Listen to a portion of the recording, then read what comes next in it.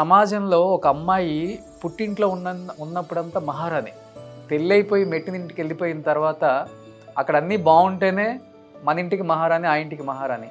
కొంచెం తేడా వచ్చినా కానీ ఆ అమ్మాయిని పుట్టింటి వైపు రానివ్వరు, తల్లిదండ్రులను చూడనివ్వరు, అన్నతో మాట్లాడనివ్వరు, చాలా రిస్ట్రిక్షన్స్. అలాంటి ఒక అమ్మాయి పంపించిన ఒక వీడియో ఒకసారి విందామా ప్లీజ్? ఏదైనా పండగ ఏదైనా వచ్చినప్పుడు వెళ్ళాలి, అమ్మకి పిండి వంటల్లో సాయం చేయాలి, నాన్న పక్కన కూర్చొని కబుర్లు చెప్పాలి అని ఉంటుంది కదా.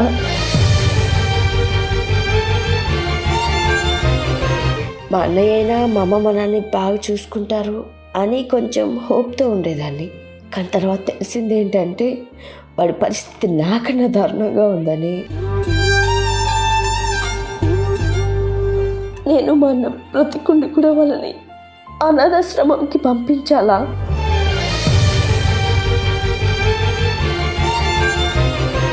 పిల్లలు ఎందుకు గమనించట్లో నాకు అర్థం కావట్లేదు. 6 years వచ్చే వరకు కూడా మనం అమ్మ నాన్న పక్కన లేకపోతే మనం ఉండలేం. కానీ తల్లిదండ్రులు 60 years వచ్చిన తర్వాత పిల్లల దగ్గర లేకపోతే ఉండలేరు. గంట ఫోన్ మాట్లాడినా చాలండి అని ఏడ్చే పేరెంట్స్ చాలా మంది ఉంటారు. ఏ కోడలు కూడా అత్తగారిని ఇష్టపడదు, ఈ జనరేషన్ లో అసలు ఇష్టపడదు. ఓకే, అది రూల్. ఇంకంతే. వాళ్ళ అమ్మ కూడా ఒక అత్తే కదా. ఓన్లీ డబ్బే ఒక ఆట ఆడిస్తుందేమో అనే అంత భయాన్ని క్రియేట్ చేస్తుంది. మనిషికి మనిషితో అవసరం లేకపోతే బంధాలే మిగలవు, వాల్యూసే మిగలవు.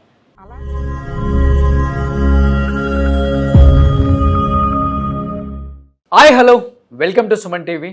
నేను మీ రోషన్. మారుతున్న సమాజంలో రకరకాల కొత్త టెక్నాలజీలు వస్తున్నాయి.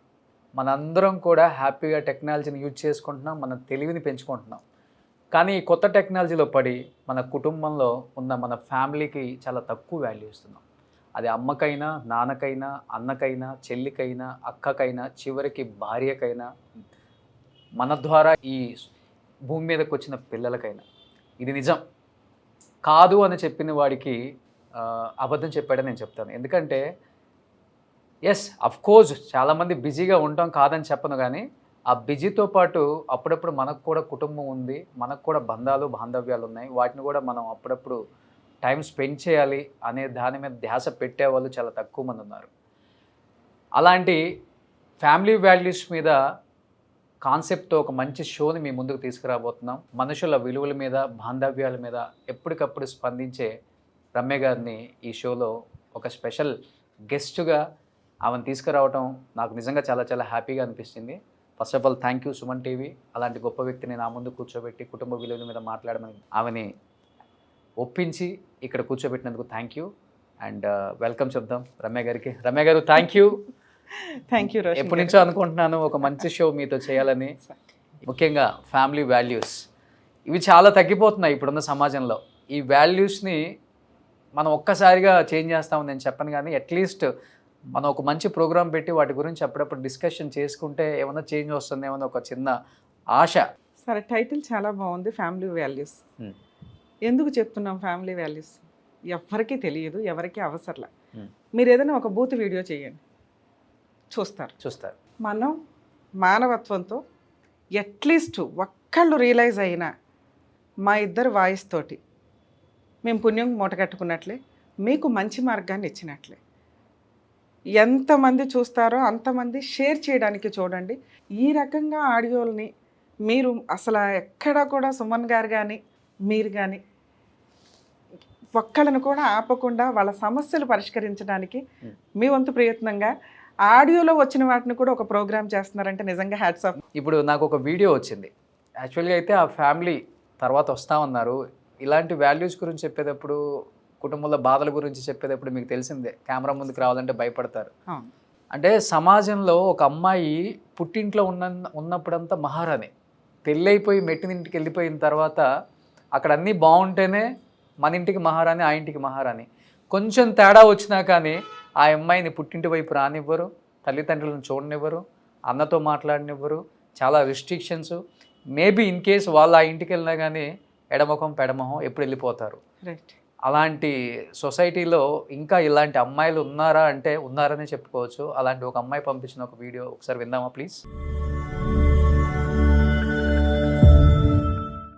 నా పేరు అరుణ. మా అమ్మ నాన్నకి 2 సంతానం, నేను మా అన్న. ఇద్దరిని ఆడ మగ తేడా లేకుండా మా అమ్మ మా నాన్న సమానంగా పెంచారు. మాకున్న పొలాలు ఆస్తులతో ఇద్దరిని ఉన్నత చదువులు చదివించారు. ఎక్కడెక్కడి నుంచో సంబంధాలు వస్తే నేను మా అన్నయ్య విడిపోతామేమో అన్న భయంతో ఒకే ఊర్లో సంబంధాలు చూసి మాకు పెళ్ళిళ్ళు చేశారు. ఇప్పుడు నేను మా అన్నయ్య బాగానే సెటిల్ అయిపోయాం. కానీ మా అమ్మ మా నాన్నే ఒంటరైపోయారు. నాకేమో మా ఇంటికి వెళ్ళడానికి కూడా పర్మిషన్ లేదు. ఒకవేళ వాళ్ళు ఎప్పుడైనా వచ్చినా మా ఇంట్లో మూతి విరుపులు. ఒకరోజు నేను మా వారిని స్ట్రైట్గా అడిగేశాను, ఏమండి, మా అమ్మ నాన్నకి వయసు పైపడుతుంది, వాళ్ళు మమ్మల్ని చాలా కష్టపడి పెంచారు, ఇప్పుడు వాళ్ళు చేసుకోలేకపోతున్నారు, మనం తీసుకొచ్చుకుందామని. దానికి ఆయన చెప్పిన సమాధానం విని నాకేం మాట్లాడాలో అర్థం కాలేదు. పెళ్ళిలో నేనేమైనా మీకు మాట ఇచ్చానా మీ వాళ్ళని చూసుకుంటానని? మా వాళ్ళనే నేను చూసుకోవట్లేదు, ఇక వాళ్ళని ఎలా చూసుకుంటాను? అయినా 2 వస్తే నాకు చాలా బర్డెన్ అయిపోతుంది అన్నారు. బహుశా నాలాంటి ఆడపిల్లలకి ఇది తప్పదేమో. తల్లిదండ్రులను చూసుకోవాలని ఉన్నా చూసుకోలేని దుస్థితి. ఏదైనా పండగ ఏదైనా వచ్చినప్పుడు వెళ్ళాలి, అమ్మకి పిండి వంటల్లో సాయం చేయాలి, నాన్న పక్కన కూర్చొని కబుర్లు చెప్పాలి అని ఉంటుంది కదా. సరే, నా పరిస్థితి ఇలా పక్కన పెడితే ఇక మా అన్నయ్య అయినా మా అమ్మ మా నాన్నని బాగా చూసుకుంటారు అని కొంచెం హోప్తో ఉండేదాన్ని. కానీ తర్వాత తెలిసింది ఏంటంటే వాడి పరిస్థితి నాకన్నా దారుణంగా ఉందని.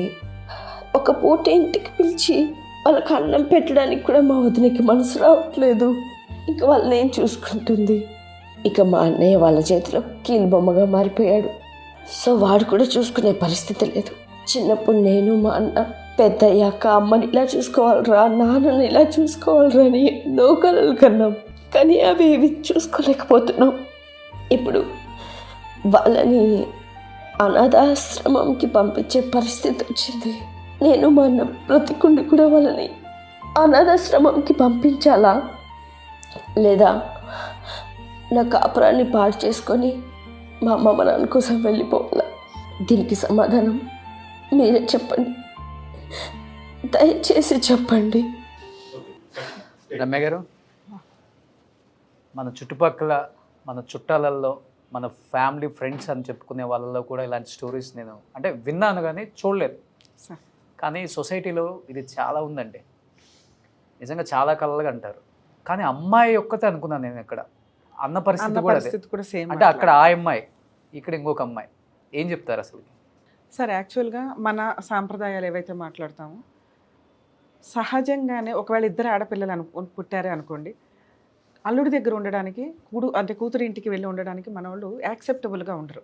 వాళ్ళకి ప్రాపర్టీలు ఉన్నా ఏమున్నా కానీ కొడుకు వారసుడు వాళ్ళ దగ్గరే ఉండడం, వాళ్ళ ద్వారా మనకి అన్ని మంచి పనులు జరుగుతాయి అనేది వాళ్ళ ఉద్దేశం. సో కొడుకు దగ్గర ఉండడానికి గర్వంగానో గౌరవంగానో ఫీల్ అవుతారు తప్ప కూతురు దగ్గర ఉండడానికి ఇష్టపడరు. కూతురు అల్లుడు దగ్గర. ఈ రోజున కూతుర అల్లుడ పక్కన పెడితే, కోడలను పక్కన పెడితే ఎవరు చూడడానికి రెడీగా లేరు.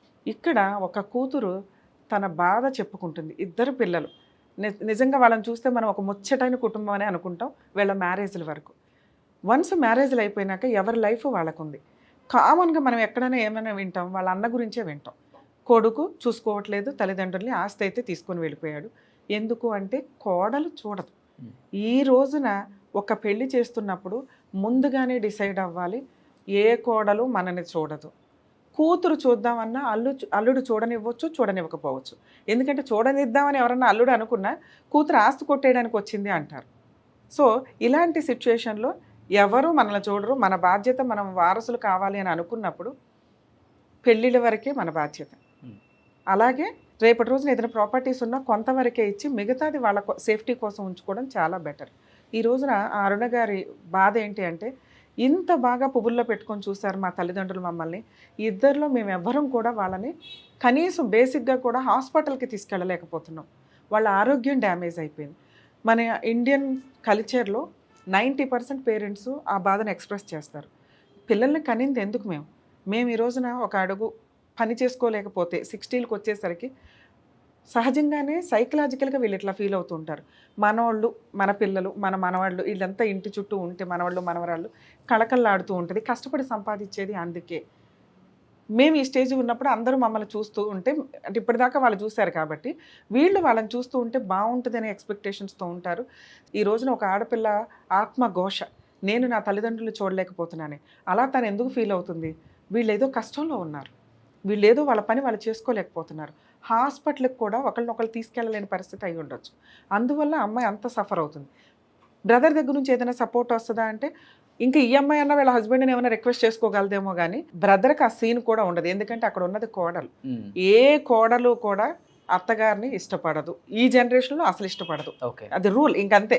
వాళ్ళ అమ్మ కూడా ఒక అత్తే కదా అయినా కూడా ఇప్పుడు ఈవిడ వాళ్ళ అత్తగారిని ఎలా చూస్తుంది అనేది మనకు తెలియదు.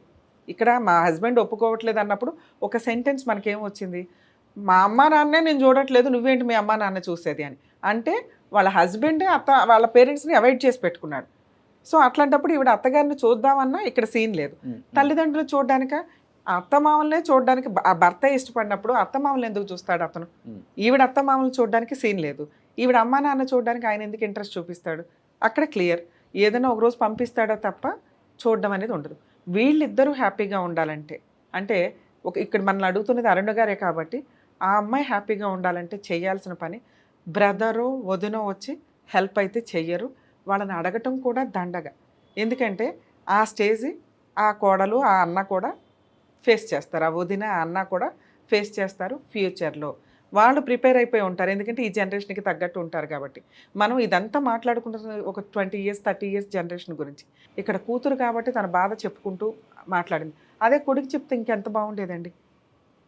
ఈ ప్రాసెస్ అనేది, మేడం మా వైఫ్ నన్ను నా తల్లిదండ్రులు చూడనివ్వటం లేదు, నా తల్లిదండ్రుల పరిస్థితి ఎట్లా ఉంది, పోనీ వాళ్ళకి ఆస్తి లేదా అంటే ఆస్తి ఉంది, ఆస్తి పంపకాలు జరిగినాయి, ఉన్నంతలో ఈ రోజున వాళ్ళు ఫైనాన్షియల్గా బాగున్నప్పటికీ కూడా మాట్లాడేవాళ్ళు లేరు, బాగోగులు కనుక్కునే వాళ్ళు లేరు. అది ఆ తల్లిదండ్రులకు మేజర్. దూరంగా ఎక్కడో ఉంటే ఊర్లోనే దగ్గరలోనే ఉన్నారు, ఉండి కూడా ఒక 2 hours వెళ్ళగలిగే పొజిషన్ ఉండి కూడా చూడలేని పరిస్థితి.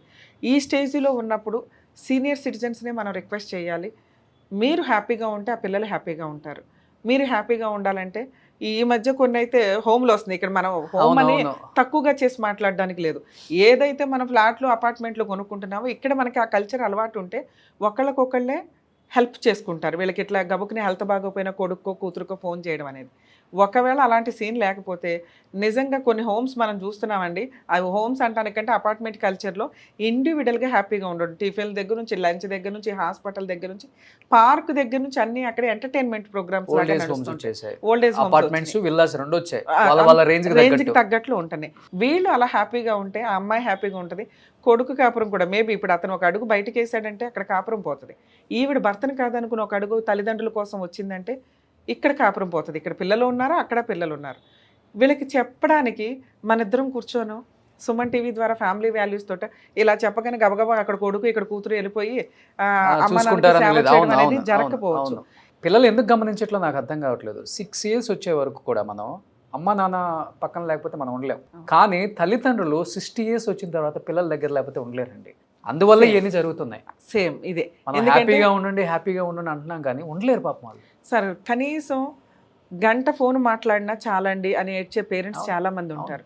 ఒకప్పుడు భార్యాభర్తలు తగాదాయి భార్య పుట్టింటికి వెళ్ళిపోతే భర్తకి ఇల్లే గడిచేది కాదు.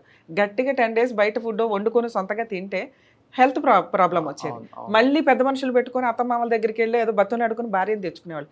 ఈ రోజున అసలు భార్య వంట చేయట్లా, ఆవిడ లేకపోయినా బతకగలరు, భర్త లేకపోయినా బతకగలరు, పేరెంట్స్ లేకపోయినా బతకగలరు. ఓన్లీ డబ్బే ఒక ఆట ఆడిస్తుందేమో అనేంత భయాన్ని క్రియేట్ చేస్తుంది. ఎందుకంటే మనిషికి మనిషితో అలా అవసరం లేకపోతే బంధాలే మిగలవు, వాల్యూసే మిగలవు. అలాంటి ఒక సమాజంలోకి మనం వెళ్ళిపోతున్నామేమో అని భయం వేస్తుంది. మన వంతు ప్రయత్నంగా మనం కనీసం ఎవరన్నా రియలైజ్ అయితే బాగుండు, వాటిని మిగిల్చుకుంటే బాగుండు వాల్యూస్ని అనేది నా రిక్వెస్ట్. మన ఇద్దరం మాట్లాడుతున్నాం, మనం కరెక్ట్గా ఉన్నంత మాత్రం సరిపోదు, మన పిల్లల్ని అలా పెంచుకుంటూ వెళ్ళాలి. వాళ్ళని ఎంతవరకు పెంచగలుగుతాం, చెప్పగలుగుతాం తప్ప వాళ్ళు ఆ రూల్స్లోనే వెళ్తారని లేదు. మాట పట్టింపుతోటి మాట్లాడుకోకుండా పోతున్న సందర్భాలు ఉన్నాయి ఈ రోజున. బిజీ లైఫ్, ఒక్కళ్ళ ఫంక్షన్కి ఎవరన్నా ఒక 100 మంది వచ్చారు అంటే హ్యాపీ ఫీల్ అవ్వాలి ఈ రోజున. ఎందుకంటే సగం మంది రారు. ఈ 100 మందిని మనం పిలవలేము ఫోనుల్లో మాట్లాడడం తప్ప. సగం మందికి వాట్సాప్లో పంపిస్తున్న రిలేషన్స్. ఈ మోరల్ వాల్యూస్, ఈ ఫ్యామిలీ వాల్యూస్ కంటిన్యూ అవ్వాలి, కనీసం ఇంకొంతకాలం, ఇంకొక 10 ఏళ్ళు 20 ఏళ్ళు కంటిన్యూ అవ్వాలంటే మనిషికి మనిషి అవసరం ఉండాలి. మనిషి తన కష్టాన్ని ఇంకో మనిషితో డేర్గా షేర్ చేసుకునే రేంజ్లో ఉండాలి. ఎగ్జాక్ట్లీ అండి. అలా ఉన్న రోజు నాకు ఒక కష్టం వస్తే అరే ఆ 10 మంది ఉన్నారు చాలు, సగం కష్టం క్లియర్ అయిపోద్ది. నాకు సంతోషం వచ్చింది, ఆ 10 మందిని పిలిచి నేను సెలబ్రేట్ చేస్తే అది 100 రెట్లు పెరిగిద్ది. ఈ 2 మైనస్ అయిపోయినాయి ఈ రోజున. 10 రూపాయల సంతోషం ఉంటే 10 రూపాయల్లోనే ఆగిపోతుంది, 10 రూపాయల కష్టం ఉంటే అది 100 రూపాయలు పెరుగుతుంది. ఎందుకంటే షేర్ చేసుకునే వాళ్ళు లేకపోవడం వల్ల. సో మనిషికి మనిషి అవసరం క్రియేట్ చేసుకోండి. ఫోన్ కాదు మన ప్రాబ్లం సాల్వ్ చేసేది, నా ఉద్దేశం. ఎగ్జాక్ట్లీ అండి. సో సూపర్ అండి. Thank you so much Ramya thank గారు. You sir, thank you. So మీరు కానీ ఈ షో చూస్తున్నట్లయితే మీరేమనుకుంటున్నారో కింద స్క్రోల్ అవుతున్న నెంబర్కి మీరు వాట్సాప్ ద్వారా ఒక చిన్న వీడియో లేకపోతే వాయిస్ రూపంలో కూడా మీరు పంపించవచ్చు. అట్ ది సేమ్ టైం ఎవరైతే మంచిగా వీడియో చేసి పంపుతారో లేకపోతే దీని గురించి మాట్లాడే కెపాసిటీ ఉంటుందో, వాళ్ళకి ఆ వాయిస్ ఉంటుందో, అలాంటి వాళ్ళని కూడా ఈ వేదికలో గెస్ట్గా మేము అక్కడ కూర్చోబెడతాం అనమాట. డెఫినెట్గా ఎంతోమంది పంపుతారని నేను ఎక్స్పెక్ట్ చేస్తున్నాను. ఎంతోమంది తండ్రులు తల్లులు పడుతున్న బాధ నాకు తెలుసు కాబట్టి మీ బాధను కూడా కింద స్క్రోల్ అవుతున్న నెంబర్కి వాట్సాప్ త్రూ ఒక చిన్న వీడియో లేకపోతే వాయిస్ రూపంలో కూడా మీరు పంపించవచ్చు. Thank you.